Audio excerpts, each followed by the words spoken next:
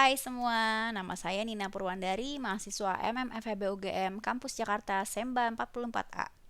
Pada hari ini saya ingin menganalisis video Steve Jobs di kanal YouTube yang berjudul Stanford Commencement Address in Stanford University.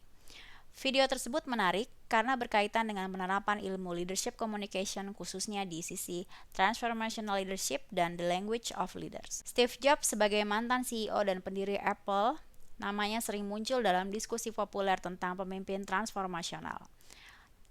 Saat menilai gaya kepemimpinan Jobs, analis juga cenderung menggolongkan gaya kepemimpinannya sebagai gaya transformasional utama. Jobs dikenal sebagai ikon yang mengubah cara kita melakukan segalanya, dari cara kita mendengarkan musik sampai dengan menonton film. Ketika Jobs meninggal tahun 2011 setelah lama sakit, banyak penulis yang menulis tentang hidupnya dan tentang kepemimpinannya di Apple.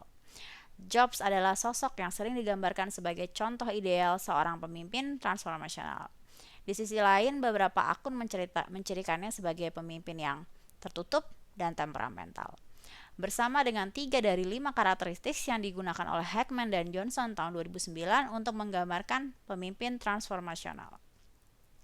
Jobs dianggap sebagai pemimpin yang visioner karena menggabungkan kecerdasan, karisma, dan self-promotion. Kreativitas dan karisma yang diasosiasikan dengan Jobs tetap terjaga dengan gaya kepemimpinan transformasionalnya. Interaksi yang optimal, informal, energik dengan pendengarnya menunjukkan komitmen terhadap visi dan gaya kepemimpinan bekerja dengan baik dengan karyawannya untuk memperkuat budaya Apple.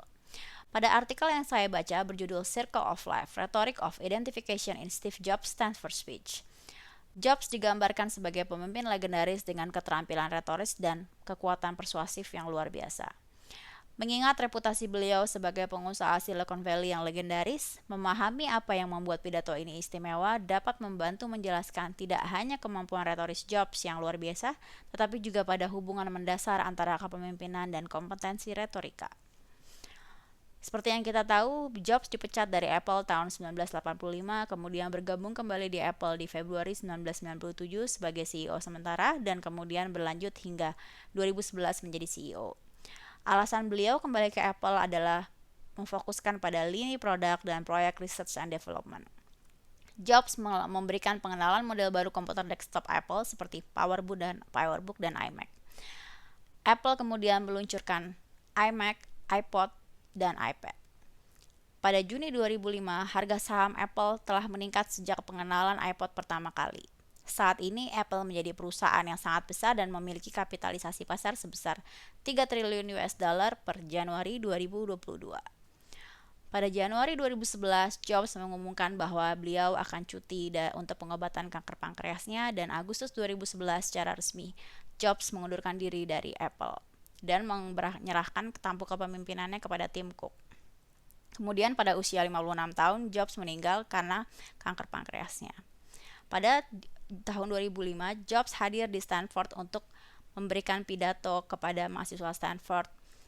Dalam paragraf pembuka, Jobs menandai pentingnya acara tersebut dengan menyatakan, "Saya merasa terhormat untuk bersama Anda hari ini untuk permulaan Anda di salah satu universitas terbaik di dunia." Dengan melakukan itu, dia menetapkan hubungan dengan penonton yang memperlancar proses identifikasi untuk mengidentifikasi karakter yang mereka miliki dan kekaguman terhadap Jobs.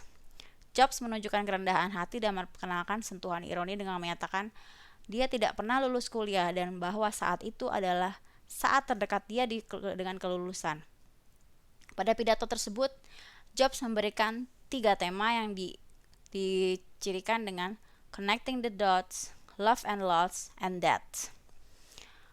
Untuk yang pertama, Jobs menceritakan kisah hidupnya, bagaimana dia memulai Apple dari garasi kecil rumah orang tuanya, bagaimana dia dipecat dari Apple, bagaimana dia kemudian memulai dari nol, membangun Pixar dan Next, dan bagaimana ketika dokter mendiagnosanya kanker pankreas dan hidupnya tidak lama lagi. Jobs menggunakan repetisi kalimat dan menggunakan repetisi untuk meyakinkan audiens untuk tetap haus akan ilmu pengetahuan. Seperti stay hungry, stay foolish. Jobs menggunakan struktur kalimat paralel dan menceritakan pengalaman masa lalunya dan membantu memberikan makna di kemudian hari. Dia mengulangi orientasi metafora, melihat ke depan dan melihat ke belakang yang mewakili penjajaran 2 kontras frase dalam struktur kalimat paralel. Dia menyimpulkan, again, you cannot connect the dots looking forward. You can only connect them looking backwards. Karena ikuti kata hatimu adalah pesan utama pidato dan mencintai apa yang kita kerjakan menjadi tema sentral yang meliputi seluruh isi pidato. Bas dan rekan-rekannya menjelaskan bahwa transformational leadership dibagi menjadi 4 dimensi. Yang pertama adalah idealist influence, sifat kepemimpinan yang dikagumi, dihormati, dan diteladani oleh panutan. Jobs tidak diragukan lagi adalah seseorang pemimpin transformasional, meskipun beberapa orang mungkin mengatakan dia sebagai bukan panutan karena perilaku manajerial yang keras dan agresif. Tapi saya pribadi percaya hal itu yang membuat Apple dan Jobs bisa mencapai puncak kepemimpinan sampai saat ini. Yang kedua adalah inspirational motivation. Pemimpin dengan pendekatan futuristik yang memberikan pekerjaan yang signifikan dan menantang bagi karyawannya untuk menginspirasi diri mereka sendiri. Yang ketiga, intellectual stimulation. Perilaku yang mempengaruhi pengikut untuk melihat masalah dari perspektif yang baru dan mencari solusi yang lebih kreatif. Pertimbangan individual termasuk memberikan dukungan, dorongan, dan pembinaan kepada followers. Jobs terkenal karena mendorong karyawannya dengan sangat keras. Individualist consideration menekankan bahwa pemimpin mempertimbangkan kebutuhan dan kemampuan bawahan untuk pendampingan lebih lanjut. Jobs pasti melatih karyawannya dengan keras. Dia tidak selalu dipandang sebagai manajer yang hebat, tetapi dia tahu bagaimana membangun tim yang bekerja sama untuk kesuksesan. Busari et al. Dan Islam et al. Menggambarkan transformational leadership sebagai pemimpin proaktif yang bertindak sebagai kemudi untuk perubahan, meningkatkan kesadaran bawahan, dan mendukung mereka untuk mencapai tujuan yang luar biasa. Pada akhirnya, semoga video yang saya bawakan ini dapat bermanfaat bagi rekan-rekan sekalian. Salam sehat selalu.